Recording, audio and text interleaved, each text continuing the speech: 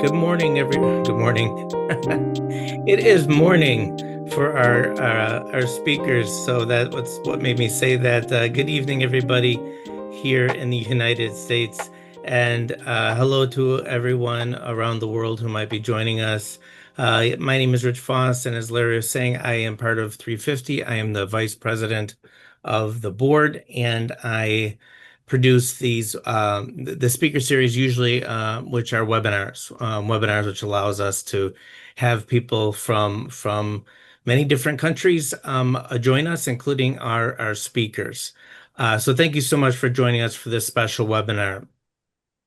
The world is yet again experiencing massive record-breaking heat waves from Iraq to the US to Europe and Turkey.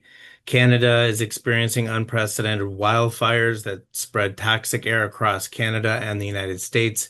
And news outlets and scientific studies report that the entire planet is losing fresh water due to the extreme heat caused by climate change.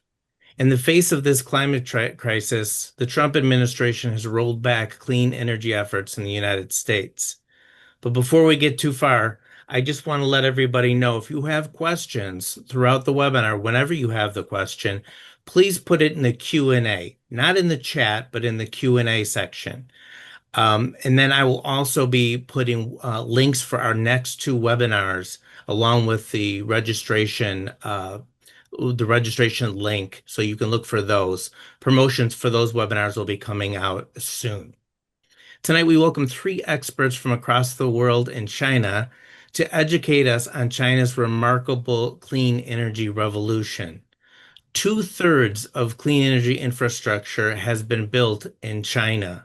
China dominates the solar panel industry. I believe the number last I saw was 80%, and has made impressive strides in creating quality but affordable electric vehicles and so much more. Yet China leads the world in greenhouse gas emissions, while the United States, which comes in second in current greenhouse gas emissions, is historically the biggest emitter of greenhouse gas emissions. If we are going to succeed in beating back the climate crisis, we have to work together, not just US and China, but people of different political and cultural stripes in each country and other countries too. The Intergovernmental Panel on Climate Change tells us we are short on time. The world needs to cut its emissions by 43% by 2030 in order to avoid big climate tipping points. It isn't just countries who can make changes, though. Businesses, universities, states, counties, and importantly, individuals can help us win this fight. I was just talking to my son today, and it's amazing. Uh, People in Chicago who decide to get solar panels or a heat pump or drive an EV, or people in Beijing who decide to switch to renewable energy, are helping people in Canada, in Brazil, in the Pacific Islands, which are facing sea level rise. It's an extraordinary moment in history where there's a problem that literally every single one of us can and needs to help. So please join a climate action group, donate money, whatever. You can join 350 Chicago if you're in the area, or even if you're not, wherever you are in the world, look for a climate action group and join them. It's the best way you can help. And then, and also, like I said, if you can't join and work with time, donating money is always very helpful to help so people can put on presentations like this. Tonight, we have a very special guest from China to talk to us about China's remarkable clean energy revolution. Changhua, President of Global Climate Academy and Chair of Governing Council of Asia Pacific Water Forum, will be our moderator. Chung, please take it away. Just quickly before I do my slides, so it's a great honor and privilege for three of us and from China to be hosted by 350 Chicago to do this webinar. Rich said very humbly, said educating. I would not really use that word at all at this moment. I think on this journey of transition, transformation, we all need to learn from each other and work with each other. So this evening, and I am honored to bring two of my most distinguished colleagues from China. to work together and to share some insights. With the audience in particular from the United States, and hopefully somehow through tonight's, this evening's presentation, a webinar, we'll be able to get to know more about each other, understand, each other's perspective, and very importantly, this is a problem. Also my personal aspiration. Somehow, I do think that our two countries need to work together, trying to figure out actually how to create a larger page so that we'll be able jointly to lead a global, global clean energy revolution. So I'm going to really to somehow trying to help you sort of understand what is happening, what is the story actually of China's clean energy revolution. As I mentioned, and two of my colleagues actually from China today will be able to add more insightful perspectives. And one at margin will be from more like digital empowerment for the clean energy and the green transition in China. And the Peiyuan would help actually deep dive with the financing part as well. So the story I'm going to tell this evening on this webinar is about China's revolution. From where I stand, I think China's clean energy and green and smart energy revolution is one of the most decoded, studied topic of the day. So I'm going to tell the story roughly from 5 perspectives. The first dimension is really the poster question. And so you've all seen the poster. Asking the question of the day, with the US siding with big oils, can China step up to lead the energy transition? And the second question is more like, how the Americans, the US, are helping verifying China's success and leadership. And the third question is about the how to. How did China succeed or make the case? The fourth question would be the new narrative question. Obviously, a new page already created by China, written by China. How does that look like? And finally, really the more like a collective thinking about the pathway forward. I think the question, particular for the US and China, we all in this together, trying to think or reimagine a different future to lead a global clean energy revolution. So the first question is the poster question. So can China step up to lead the energy transition? I think the short and simple, clear answer is yes. Absolutely, because it's already a reality. Rich in the beginning also already mentioned actually some of the numbers there, just to give you a little bit more numbers to help you understand. If you look at the scale side, 2024, China added another 350 gigawatts, mostly solar and wind power. And China has a goal target, committed to the Paris Agreement, is to install a total of 1,200 gigawatts of solar and wind energy by 2030.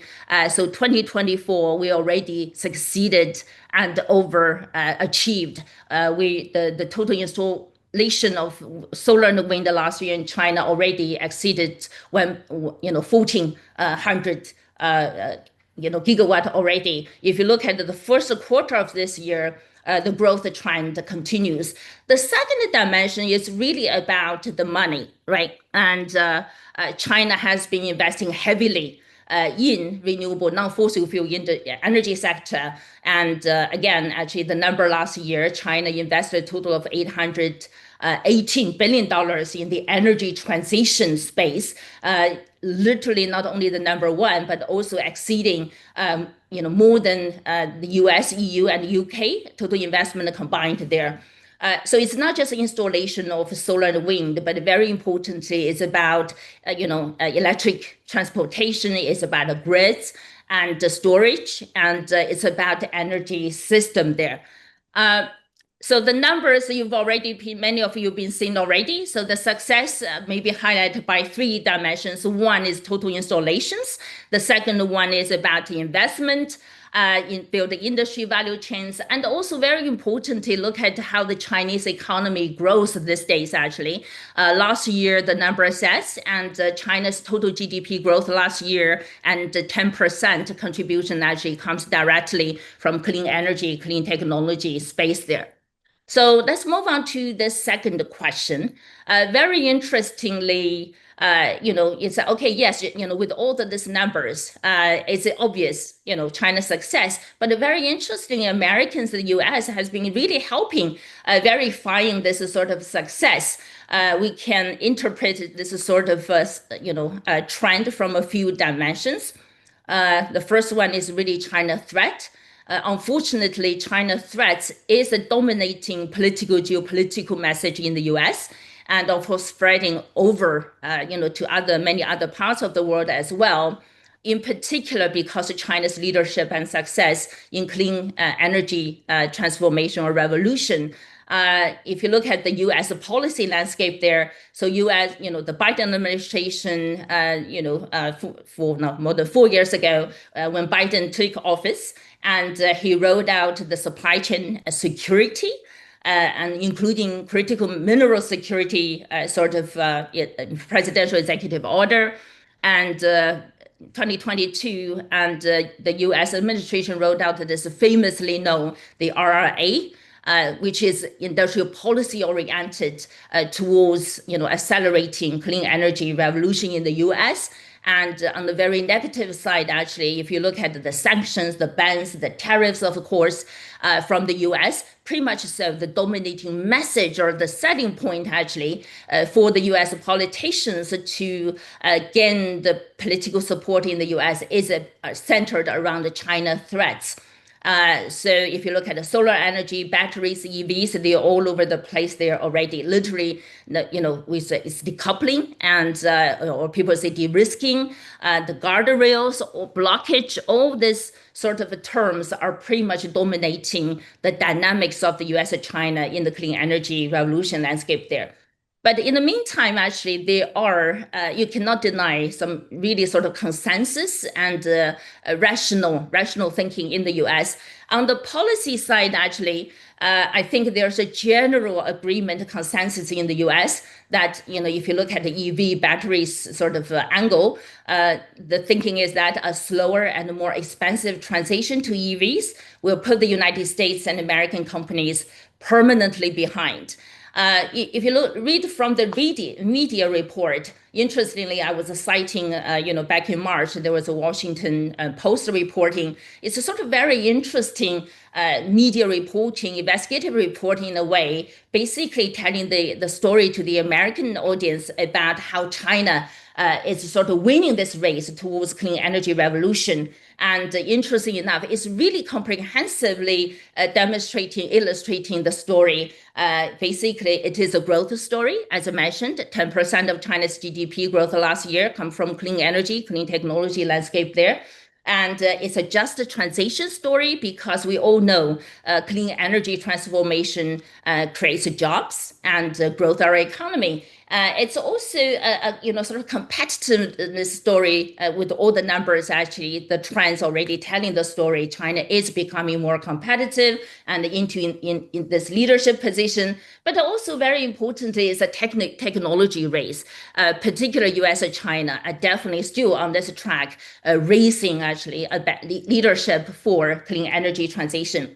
There's another sort of side about U.S. business leaders' perspective. So I cited this, Ford CEO Jim Farley's sort of experience, which was broadly reported, actually covered in the U.S. media as well. He had been to China a lot in the last few years, particularly trying to really understanding the EV, the battery, the clean mobility revolution happening in China. And the words he used, actually, he said it's really humbling experience.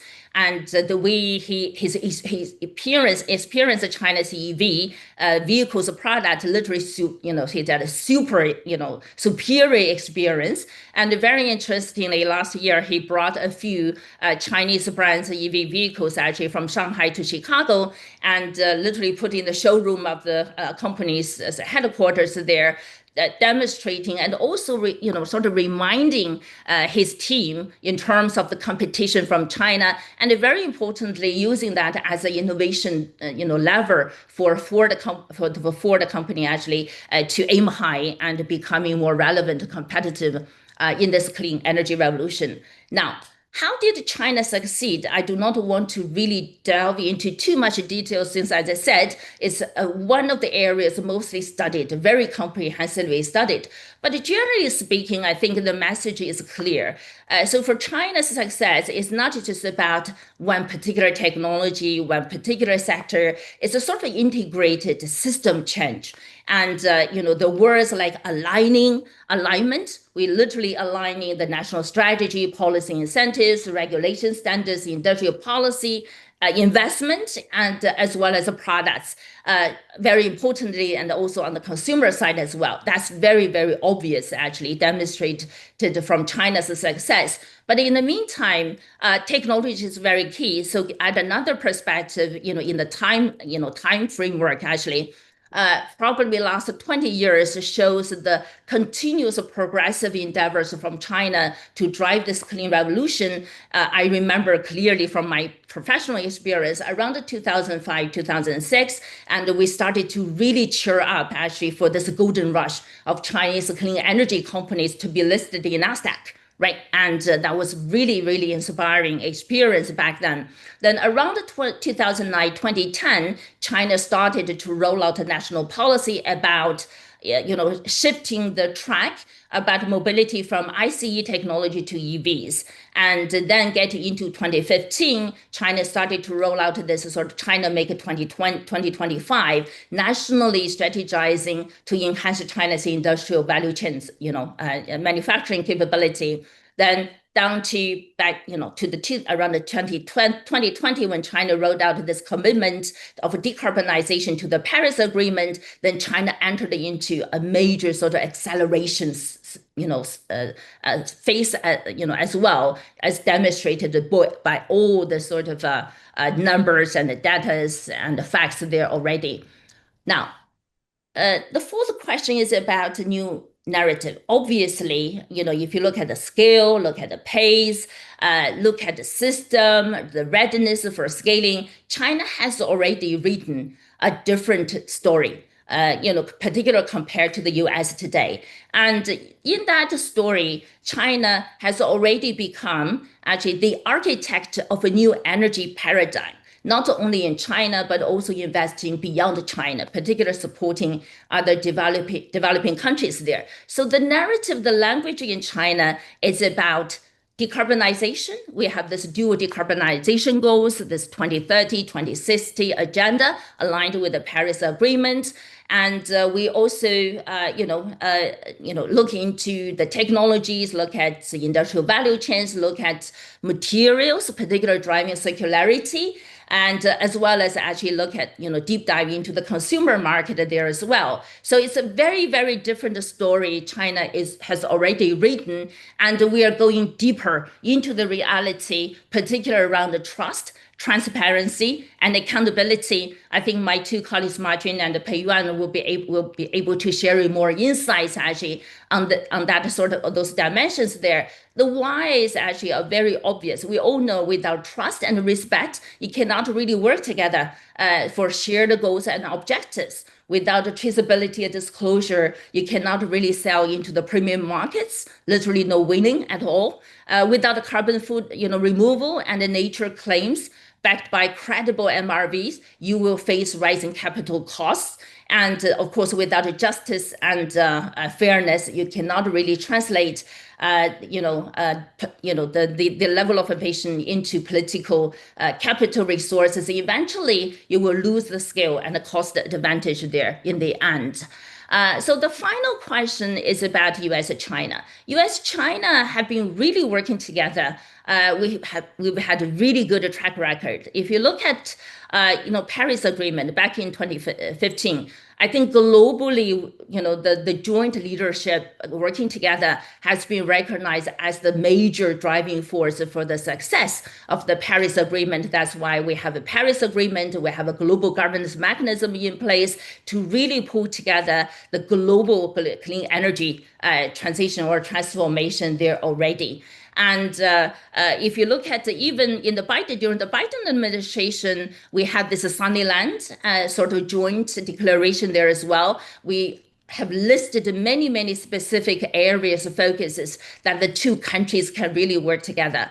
even though if you stay in the rhetoric sort of space there, people get lost very easily. People are scared, feared, because of the rivalry, decoupling sort of narrative of the U.S. and China, the world two largest economies in the world. But in reality, we're not that different, particularly looking into the clean energy transformation or revolution space there. We all live in this age of transition, transformation. What does that mean? That means risks.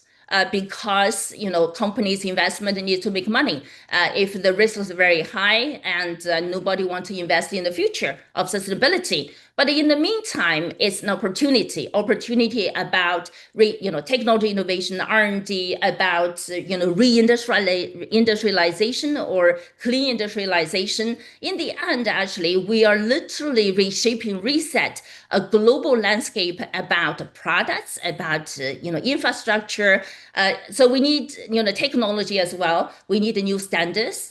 We need to set new bars. So US and China are very well positioned actually to lead in that space on content-wide rather than be stuck in the sort of a rhetoric or geopolitical landscape there. Many people have been looking into the decades-long pathway forward, and there are many, many scenarios of development. Somehow, at this moment, we have to admit we will continue to compete. That's normal. But very, very importantly, we know we are interdependent from each other, of each other. We do need to work together in that landscape, particularly for more positive sort of a future, there were a few things actually very important. One, China has already made the case, has already become a major, we call like a force multiplier for the global clean energy revolution. And secondly, we all know AI technology, the new technologies are also becoming a new sort of force multiplier for future sustainability future. So now the work, actually homework or a task for us all is to really literally reset, reimagine how to turn the US-China relationship actually to a force multiplier so that we'll be able to really achieve, a clean energy revolution, very importantly, to lead the global transformation. The mindset should definitely shift from zero sum to win-win. I think that there are many, many opportunities, areas we can focus on. I wouldn't really repeat there. At the very end, actually, let me end with sort of some thoughts. So yes, from narrative perspective, we do need to work with each other, but very importantly, from what? I believe there are many, many ideas, initiatives, creativities on the ground in reality. So just to highlight three of my thinking, actually, if you look at the EV and look at the battery sort of landscape there, and the US and China definitely can work together, and particularly around the battery recycling, circular supply chain. Just to give you some information, China is already able to recycling about 90-95% of the batteries, materials, critical minerals. And if you look at solar PV, China has already, Trina Solar in China has already produced the first 100% recycled materials made solar panels there. So it's really fascinating to see the trend. And as I mentioned, in this sort of transition, standards very important. So I think US and China, because of our technology capability, industrial capability, we should definitely work together to develop new standards, particularly addressing the interoperationality of standards in order to pull the global clean energy revolution. And also, actually, there's another area. I think Rich mentioned in the beginning, we're all living in the climate crisis. And with all those extreme weather events, disasters there, very importantly, the two largest economies can work together somehow in this early warning for all agenda globally will be able to contribute there as well. So I'm going to sort of end here. So I'm going to ask Peiyuan actually to share next, and he will particularly focusing on the green, climate or green finance, and very important, as I said, China's success cannot be made without really the financing policy coming together. Thank you. Okay, thanks, Changhua. I hope you can hear me. And first of all, I would like to say thank you to 350 Chicago to host this webinar so that I have the opportunity to share my my observations on green finance in China, and to echo to what Changhua just introduced, what from the financial point of view, how the capital market, credit market can support the clean energy development and growth in China. And I'm a longtime friends of Changhua and Ma Jun, so I'm very happy to join the talk with them. Where's the money come from? So why we have the money to support the renewable energy areas as well as some other sustainability areas. And I've shown you some data and to provide you a systematic view on this. Just a few words about myself.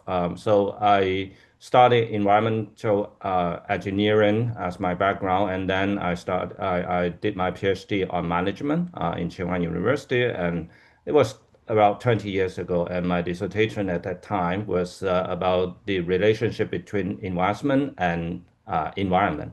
So to use the term right now, which is called green finance or sustainable finance. So I've been working on this area for over 20 years. And 20 years ago, I established a company called SynTao, SYNTAO. So SYN means synergy, TAO means Taoism. So basically, SynTao is the term that we want to promote business ethics. And 10 years ago, we spin off SynTao Green Finance from SynTao. So SynTao Green Finance is a special entity focusing on ESG data, climate financing, etc. And in addition to that, I am also the founder of SynTao Academy, which is an educational arm of the business, and China SIF, China Sustainable Investment Forum.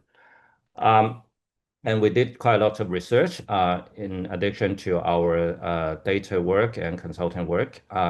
So every year we publish annual reviews of the market. So basically what I'm going to tell is it's based on our research and data that we did every year. And we do ESG rating in the market as well. So we have ESG rating data for all Chinese A-share company, listed company, and we did analysis of their rating status in the past few years. And every year at the beginning of every year, we will also develop the so-called top 10 ESG trends in China. All those publications are available online, and I think most of them are also available in English. I will share the link later in the chatting box. So I will start with the top 10 trends in China that we published early this year in January. As I said, we did this every year at the beginning of every year, and there is a QR code. And if you follow this QR code, then you will see you download the full report in English. It's not a big one; it's like 10 pages. So easy to read, but just give you an overall picture of what is happening, what is going to happen in the areas of ESG and green finance. So the top 10 trends, from a high level of the structure, I think there are four key messages. One is from the macroeconomic situation. I think what is happening in China is quite different from the situation in US. And we just did a webinar together with US SIF. And I know the situation of ESG in US and in China are quite different now. And in China, we are still quite optimistic because the number of green finance, the scale of ESG market size are still growing. So that's the situation, and that's still the trend of the next few years in China. And the second message is that there are a few very important or burning topics or issues in China. And one is climate, another is biodiversity. So for climate, I think climate adaptation, climate mitigation are all very important. And that's also one of the most popular areas that green finance focus on. And if you look at ESG reporting or sustainability reporting requirement in China, climate disclosure, it's a hard core of these requirements. And the third is in terms of the drivers and application or application of this ESG rating and ESG investment, and we see that the scenario it's getting more and more diversified. In the old day, when we talk about ESG rating, and normally it's the mutual fund use ESG rating to manage their portfolio. However, right now we see that the banks in China, they would talk about ESG because they want to develop a ESG picture for their credit client, their corporate client as well. And in terms of the supply chain, I think in China there are quite lots of manufacturer company, including the solar power manufacturers. They export their products to other countries in the world, particularly to Europe. Now they also face quite lots of new requirement in terms of ESG and climate disclosure, carbon footprint, etc. So I think these are some new scenarios that ESG can apply to these areas. Last but not least, there are some future trend that we observe, including the AI growth. So there are two sides of the story. One, AI can also support the development of ESG. For example, we can my team also apply AI technology in our ESG rating. But on the other hand, AI itself creates a problem like energy shortage, right? It uses quite a lot of energy and also some fake news. So there are some ethical concerns there. So that's the big picture. And I would like to highlight one, the overall development of the market, particularly the growth of the green finance in China. Second is the systematic approach that we are using in China in the past 10 years, why we can achieve the growth.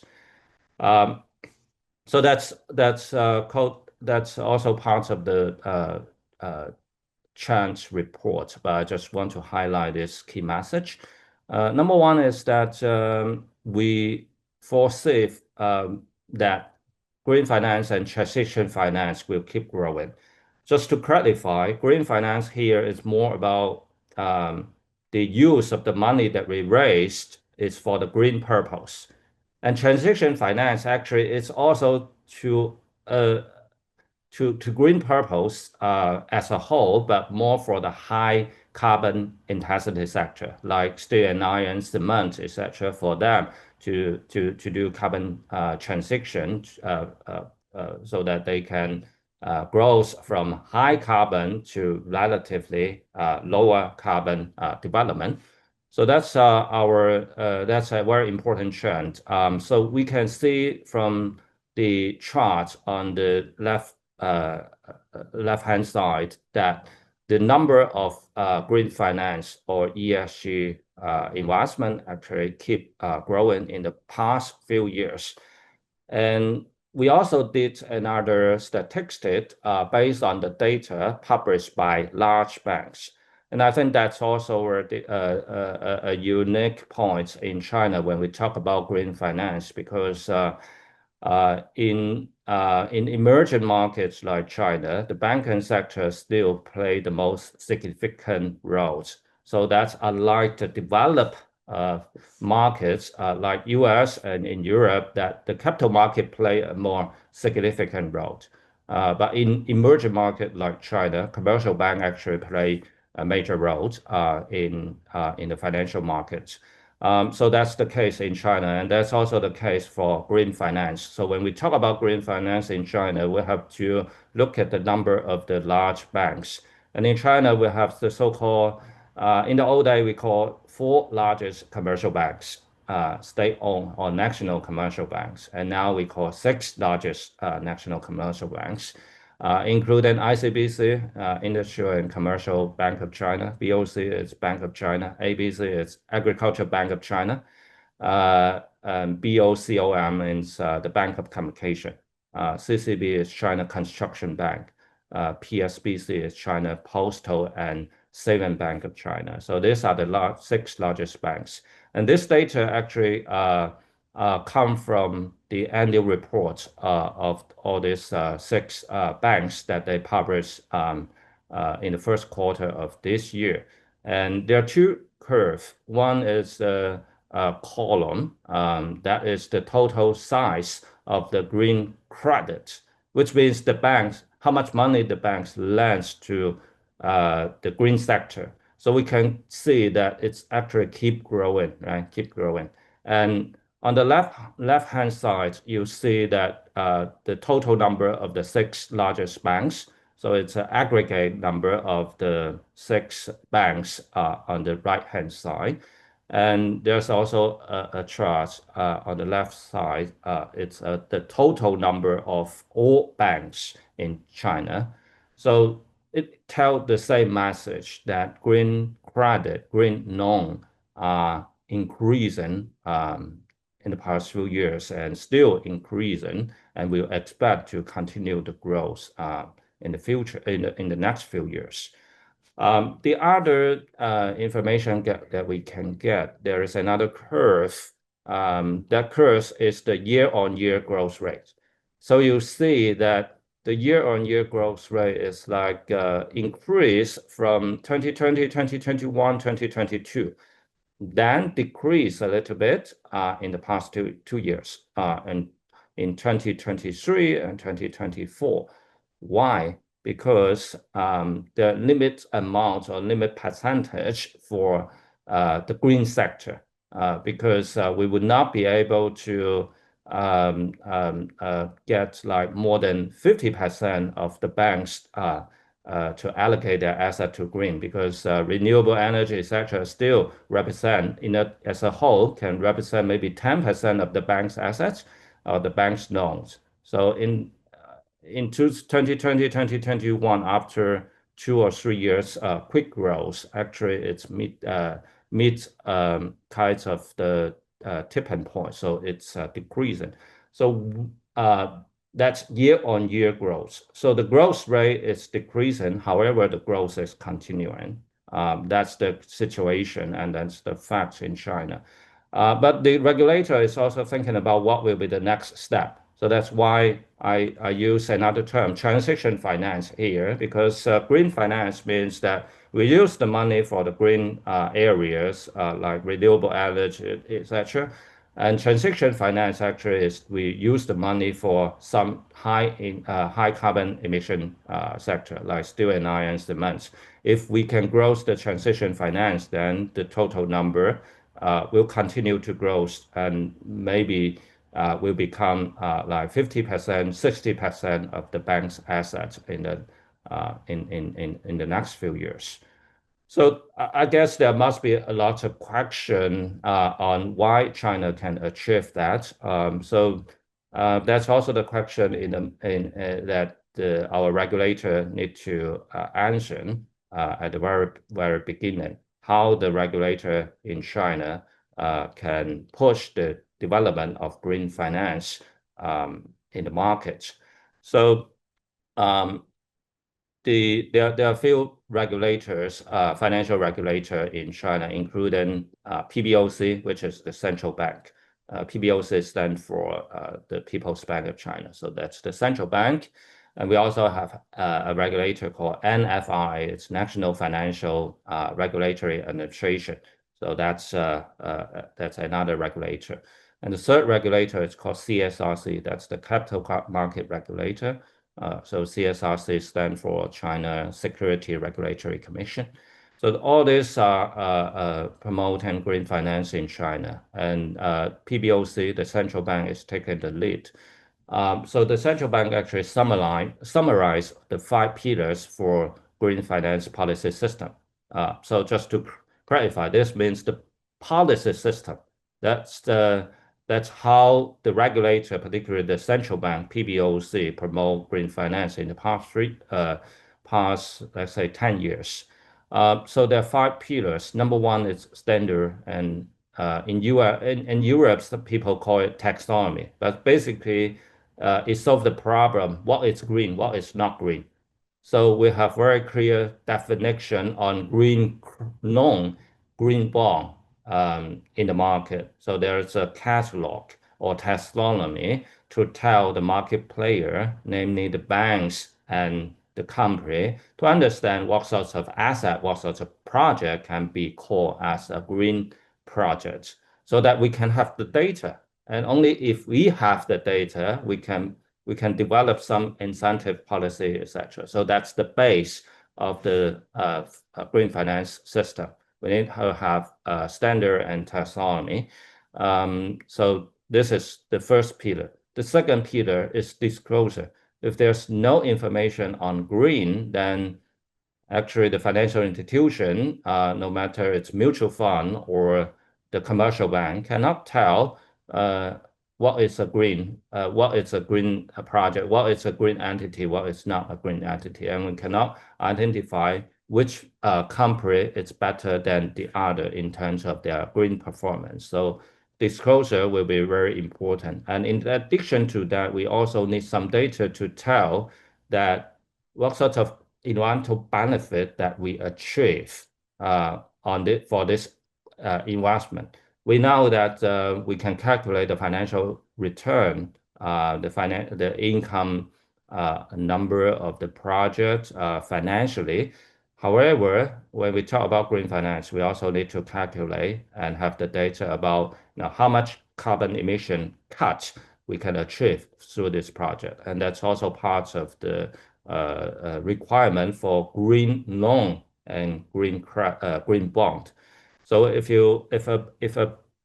a company want to issue a green bond, then they must need to calculate and tell how much carbon emission cut, how much energy saving they will achieve through these projects. So that's also part of the disclosure pillar. And third is market instrument, because the fundamental belief is that we need to have a big market so that we can have more players in the market. If the market is too small, then the large financial institutions they're not going to be interested in joining that market. So we need to scale up the market. So market instrument, we need to have very diversified of market instrument. We need to innovate the financial products. So for example, right now we have the green loan, green bond, and ESG mutual fund, ETF index, etc. So a very diversified instrument on green finance. And if you drill down into very specific type of financial instrument, for example, on green loan, you can also see some new innovation. For example, sustainability linked loan. So that's the loan that we can link the terms to the sustainability performance, for example, carbon emission or carbon intensity of the project. So that's what we call SLL. So these innovations are actually happening almost every day in China in terms of the financial sectors. The fourth pillar is incentives. We need to give some incentives to the market. So there are 2 types of incentive. One is about money. So if you can give money, then the market will have more willingness to do green. And the central bank do have an instrument, a monetary instrument that provides some incentives to the market to reduce carbon. That's what we call the carbon reduction facility. That is by the central bank. It's a monetary instrument. To put it in a simple way, the central bank encouraged the commercial bank to give money to some carbon reduction cut projects. And for the qualified projects, the central bank will provide refinance to the commercial bank up to 60% of the principal money. And this money will be it's very cheap. Normally it was 175 base points, and now it's 50 base points. So it much lower than the market average rates. So the commercial bank will have the incentives to give the money to carbon reduction cut projects. So that's one example. The second type of incentive is just to give you some names, some brands, right? So it's not about money, but about reputation. So for example, in the green bond market, the regulator actually have the ranking, who are the top green bond issuers, who are the top green bond investors, and they publish this data every quarter so that they can encourage the leaders of the market. Last but not the least is the pillar for international collaboration. So China in the past 10 years actually very proactively participates in the green finance international collaboration. For example, during at the G20 platform, there was a working group called Sustainable Finance Working Group. The original name is called Green Finance Study Group, but later on it renamed to Sustainable Finance Working Group, and China was the co-chair of that working group for a long time. And it actually helped promote green finance globally as well. So China actually emphasized a lot on international collaboration on this area. And I myself also, I'm also the China representative for UNEP Financial Initiative in China. So we promote two principles. One is the principle of responsible banking. Another is principle for sustainable insurance. And right now there is almost 30 banks that signed up the principle for responsible banking. And 6 insurance companies signed up the PSI principle for sustainable insurance. So these are the 5 pillars, and I hope that through this 5 pillars, you have a better understanding of the policy framework in China, why the regulator can push the market to go green, because I think in many markets, it's quite difficult to push the market to go green. And that's just my last slide to provide some evidence of the 5 pillars, one of the 5 pillars that is disclosure, because this is a very important topic, because as I said, disclosure is one of the 5 pillars here, and without information, actually, you cannot tell which one is better than the others, right? So ESG reporting or sustainability reporting, it's quite important.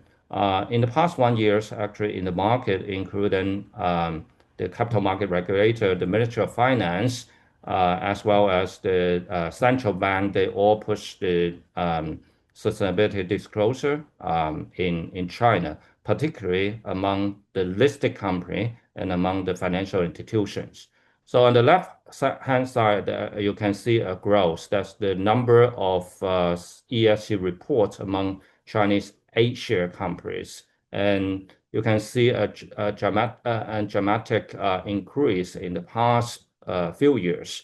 So I think that's we will expect that we will see more data in the market. And imagine if all the company need to disclose their carbon emission amount, or the company need to disclose their carbon intensity number, then there will create some peer-to-peer pressures in many sectors. So they will compete and they will try to work better. And of course, at the same time, this will create some more opportunity for NGO to do engagement that's margins work. So I think I can stop here, and I'm happy to answer questions later on. Thank you. Okay, thank you, Peiyuan, and thank you for adding more insights about the how and the China success, particular from the money perspective. You laid the sort of a groundwork already, and for margin, and to have the screen and to share. I think one is to share some insights about a particular project we co-lead called advising the solar, we call it Solarize the Planet, and very importantly to offer you the insights about how digital technology capability literally is empowering China's clean and green transition or transformation. So the floor is yours, Martin. Thank you. Thank you. Thank you, Changhua. And I would like to thank also 350 for inviting me. And I thank all of you for paying attention to this work. I'll quickly run through and allow some time for discussion. So, yeah. The background is, of course, as Rich put it, the emergency of the global climate situation, and the gap is really, really big, for us to close the enormous gap of emission. And in China, we have gone through some more than 10 years of major intensive pollution control efforts, and we can draw some lessons and experience from the quick improvement of air and water quality. It's all started with massive monitoring and disclosure, as Peiyuan put it. And so we started compiling the blue map for zero carbon, and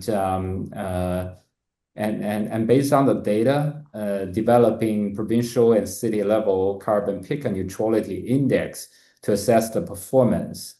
And through this assessment, we can see that China has been moving forward despite all the very, very challenging situation.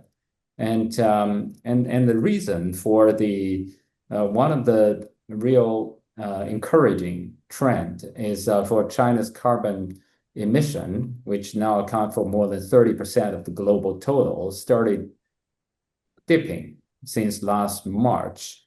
And behind that, I think we believe that we can see the yellow bar is the installation capacity growth of the solar panel and solar power, and the of course the black one is for coal power.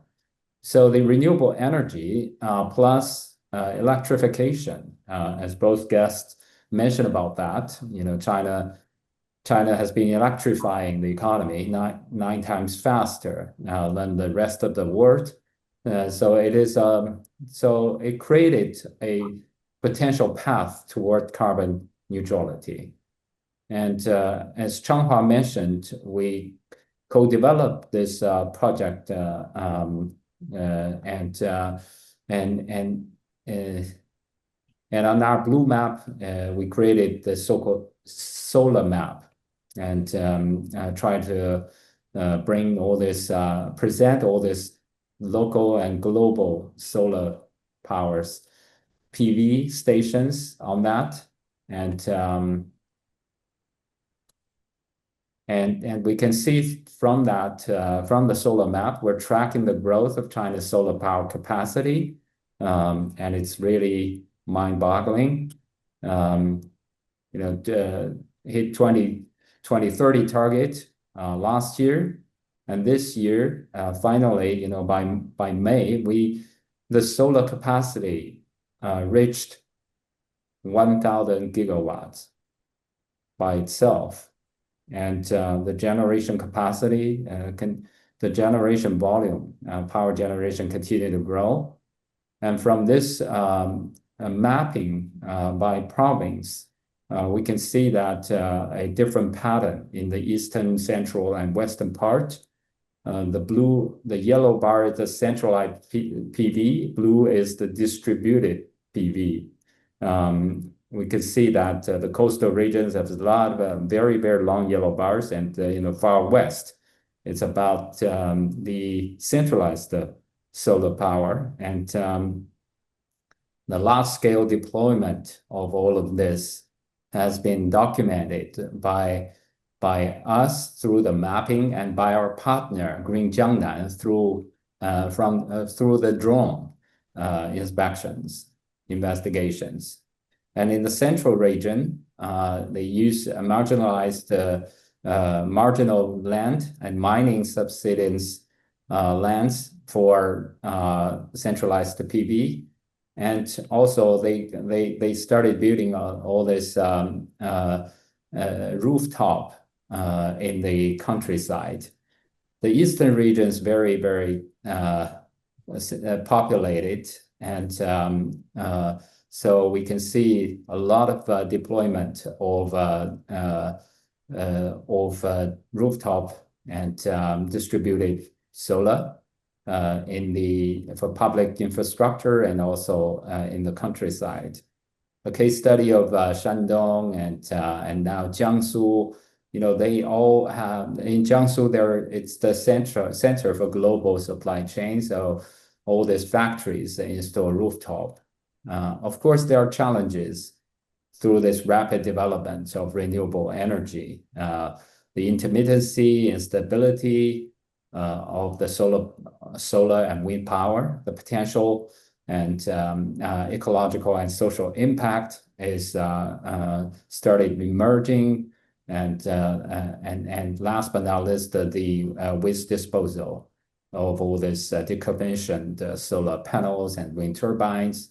So to try to find solutions, we believe that the development of the renewable should happen in combination with sustainable development goals, and one of that is for the control of the desertified land, and also the utilization of coal mining subsidence has been going on in a massive way. And in the rocky desertification region, large-scale solar has also been deployed, and the combination of solar and agriculture and fishery is also happening in many parts of China. Public infrastructure, not just on the land, but also in the water. And of course, the challenge of rising solar curtailment is getting more severe. And to try to solve that, solar PV has been required to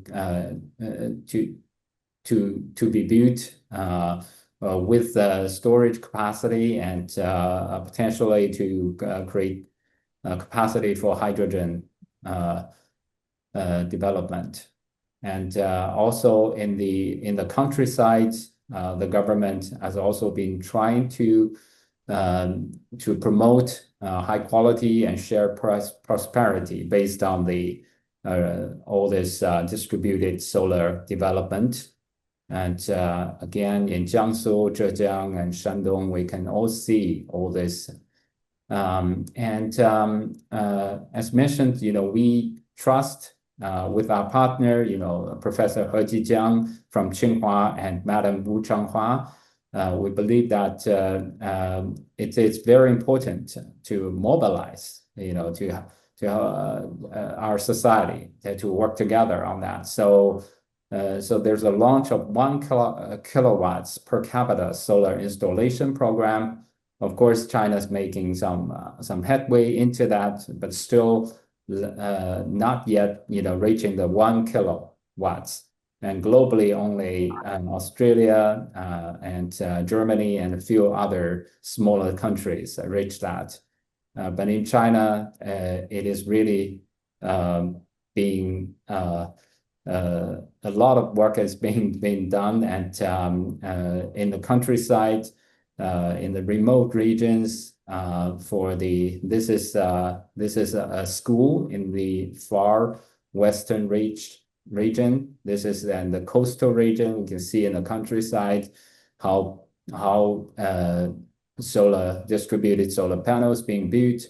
Sometimes it's down to the earth. It can help even the underdeveloped regions to access clean energy. And globally, I think there's a target set for the tripling of the renewable capacity China is on its way, but globally, I think there is a major gap there. And we can see that the installed capacity in China equals the rest of the 31 largest countries put together, and the generation capacity is less significant, but still, it equals the rest of the top 10. But there's a significant gap in the global solar PV. It also means the other side of the coin means that the gap is still there. As Peiyuan mentioned, clean energy investment in China is growing, but not yet in many other parts of the world. How to ensure all countries can access, afford, and benefit from clean energy? China's there's a chance to really work together, as Changhua put it. It will be much better for all of us to try to work together on that. We can see some of the investment and in other parts of the world, which helps to reduce carbon emission. And we can see that bring a low carbon transition of the as mentioned, as Rich mentioned, China's solar capacity is about 80% of the world's total, and solar industry. So how to make sure that this industry will go green? So we're also working with our partner Green Jiangnan to try to motivate a green transition of its industry, which generates also some 100 million, at least, more than 100 million tons of carbon by itself. So we assess their green supply chain and climate action performance. And this is part of our green supply chain evaluation of all these major companies. And through all these years, increasingly the brands tap into the database, Blue Map database we developed in their sourcing practice for green supply chain. Started from multinational companies, but it now extended to the local companies, and they have motivated tens of thousands of suppliers to openly address their problems and started measuring and disclosure. So our digital accounting has been used by many of these. Each month, as millions or tens of millions have been measured and disclosed. And in the green finance, also helped to due diligence of 3 million companies who want to borrow money to help the consumers better understand the embedded carbon of or the climate performance of all these different brands. We allow them to take a picture to unlock the embedded carbon, including thousands of different models of cars, which is now getting increasingly important in this industry. And we're happy to see so many of them started taking their pictures. And we hope to engage with all the brands. We assessed performance of more than 50 of them. Of course, reaching far deeper into the supply chain, into the transition mineral part. This is also a new map we just developed. So I'll stop here, and I thank you for your attention.